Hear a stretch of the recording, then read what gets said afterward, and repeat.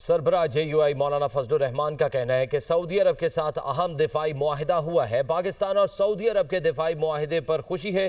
سعودی عرب اور پاکستان اسلامی دنیا کی قیادت کے لیے آگے بڑھیں۔ مسلم ممالک کو متحد ہونا ہوگا۔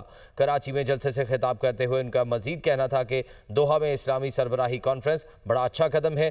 فلسطین پر قبضے کی بات ہو رہی ہے، ہمیں فلسطین کے حوالے سے مضبوط موقف اپنانا چاہیے۔ خیبر پختونخوا میں امن نام کی کوئی چیز نہیں۔ انتخابات میں عوامی مینڈیٹ چوری کیا جاتا ہے۔ ہم نے صبر کا دامن نہیں چھوڑا اور سیاسی تحریک کو جاری رکھا۔ ان کو بلا کر ریاض میں دو طرفہ دفاعی معاہدے پر دستخط کیے ہیں۔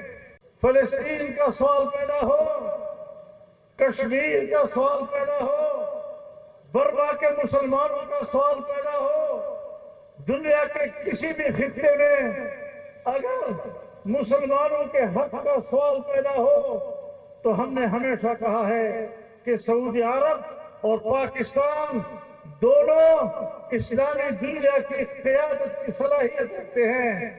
آئیں یہ دونوں اپنی اس صلاحیت کو استعمال کریں، اسلامی دنیا کی قیادت کے لیے آگے بڑھیں کہ خیبر پختونخوا میں جہاں امن نام کی کوئی چیز نہیں، اس محاذ پر بھی جمعیت علماء اسلام وہ واحد قوت ہے جو عوام کی آواز بن کر